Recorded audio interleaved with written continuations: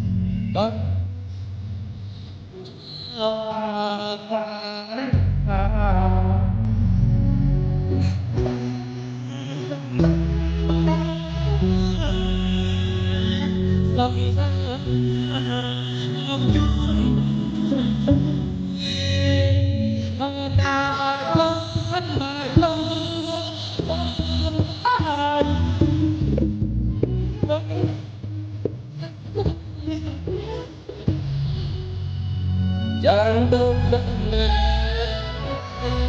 chim trở ra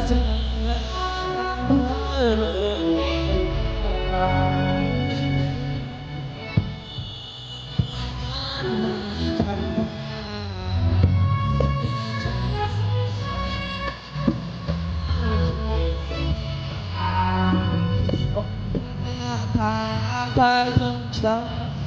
phố bằng sao không ở đây